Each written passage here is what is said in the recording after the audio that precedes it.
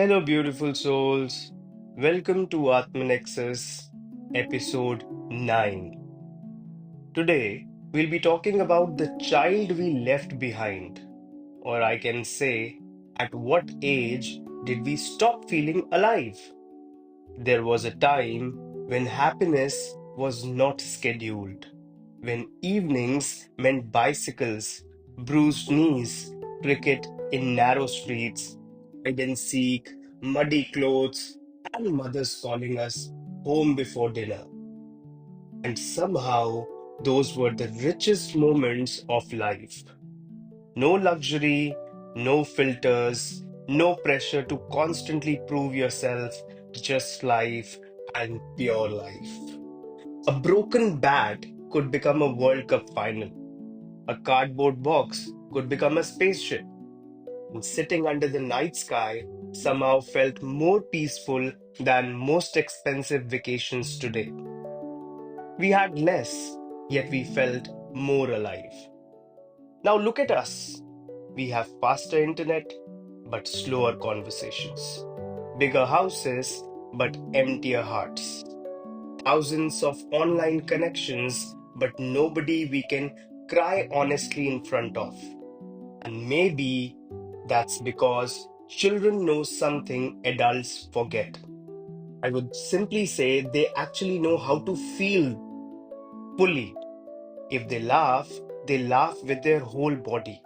If they cry honestly. If they love, they don't calculate. And if they are angry, they forget it after 10 minutes and ask, "Do you want to play again?" That is emotional intelligence. Not suppressing emotions, not pretending to be strong, but allowing yourself to feel completely and move on naturally. We tell people, be strong, don't cry, grow up. But why? Why are tears acceptable in childhood and embarrassing in adulthood? Who decided that becoming mature means becoming emotionally silent? Children cry openly because they are honest. Adults suffer privately because they are trained performers. And maybe crying does not make you weak, maybe holding oceans inside you does. And you know something very beautiful?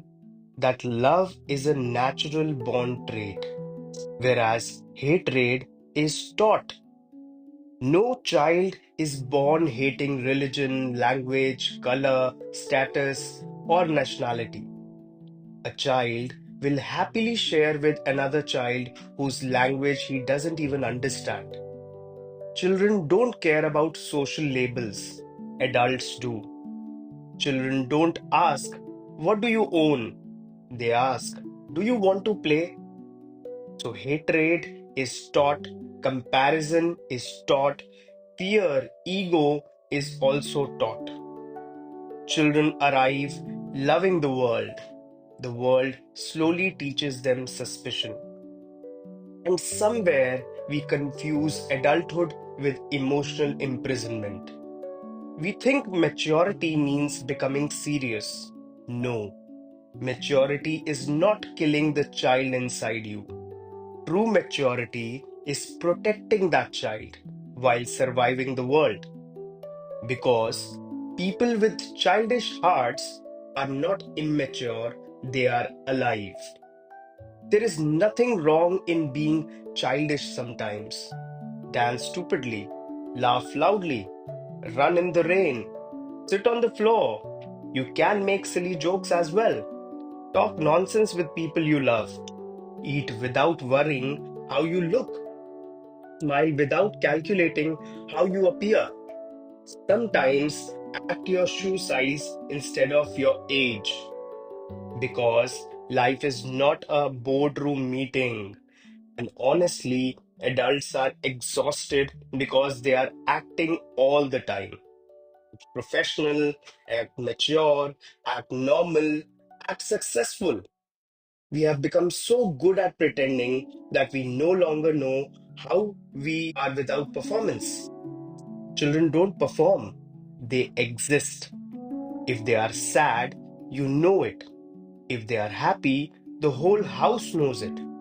No filters, no fake smiles, no I am fine while emotionally collapsing inside. And humorously speaking, children fall asleep peacefully after crying for an hour. Adults need motivational podcasts, sleep apps, herbal tea, calming music, and still stare at ceilings, replaying awkward conversations from 6 years ago. A child loses a race and forgets it by evening. Adults lose one opportunity and turn it into lifelong self doubt. Maybe this is why ancient wisdom often speaks about simplicity, presence, and detachment. In the Bhagavad Gita, attachment is described as one of the roots of suffering. And children naturally understand something we spend years trying to relearn. That is, enjoy the moment fully and then just let it go. Children fight, then they play again. Children cry, then they laugh again. Children don't carry emotional luggage for years. Adults do. We collect pain like trophies, memories, regrets, expectations, validation, and slowly the mind becomes heavier than life itself. And maybe the greatest irony of life is we spend childhood wanting desperately to grow up. And then adulthood arrives. And suddenly, all expensive vacations, promotions, achievements, and status symbols cannot give us what one ordinary evening once gave us: a bicycle, friends, open skies, no pressure, just pure existence. There's another beautiful truth nobody talks about. As we grow older, we slowly become children again. Old people repeat stories, they want attention, they cry easily. Even if we see children, they do the same. At the end of life, all masks start falling. So, if eventually life brings us back to childlike simplicity, why are we so ashamed of it in between? You know what children have that adults lose? That is wonder. A child can stare at ants for 15 minutes. Adults cannot sit silently for 35 seconds without reaching for distraction. Children can laugh at bubbles. Adults need achievements to feel worthy. Children find magic everywhere. Adults find problems everywhere. There's a very small story I would like to share with you all that is about a grandfather walking with his grandson on a beach. There was a little boy who suddenly stopped near the shore and became fascinated by something. He stood there silently for almost 5 minutes, just watching waves touch his feet. The grandfather smiled and asked, "What are you doing?" The child replied, "I am watching the ocean say hello to the land." Now think about that for a moment. An adult sees water hitting sand. A child sees a conversation. That is the difference. Children do not merely look at the world, they experience it. They give life meaning. Adults become so logical that they stop seeing poetry in existence. Maybe wisdom is not about knowing more, maybe wisdom is about learning to see again.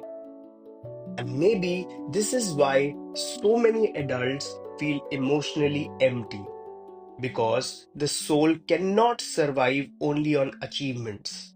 It also needs play. The human heart was not designed only for productivity. It was designed for music, friendship, silence, love, wonder, for moments where nothing productive happens, yet life feels complete. Modern society glorifies exhaustion. People are proud of being busy, proud of burnouts, proud of never resting. But children, they remind us of something deeply important, that life is not only meant to be managed, it is meant to be experienced. And maybe the saddest sentence the adults say is, I don't have time. No, we have lost priority for living. Children don't postpone joy, adults schedule it. After success, after marriage, after retirement, and one day life quietly leaves the room while we were busy preparing for it. There is also something deeply healing about a childish heart. Childlike people forgive faster, they love deeper, they feel gratitude more easily, they notice small joys, and most importantly, they remain human in a world trying to turn everyone into machines. So maybe tonight, don't try to become more successful, try to become more alive. Call an old friend, watch the sky, play with a child, sit with your parents, cry if you need to, laugh without just controlling it, listening to songs that once healed you. Allow yourself to feel again. And maybe while raising children, we should stop teaching them only how to compete, teach them how to stay alive inside. Let them play, let them wonder, let them get dirty sometimes, let them laugh loudly. Because a real childhood is not remembered through report cards, it is remembered through moments that made the heart feel free. Maybe peace is not somewhere far away. Maybe it was always hiding inside the child we left behind.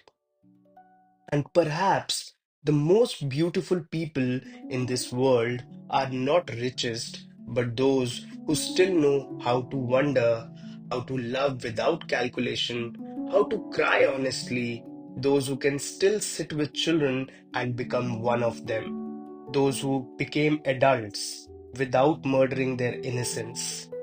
So before this podcast ends, just ask yourself one simple question. When was the last time I allowed myself to be fully alive without embarrassment? Because life was never meant to be only managed, it was meant to be felt. The child inside you is not dead, he is waiting for you to stop performing, to stop pretending, waiting for permission to come home again.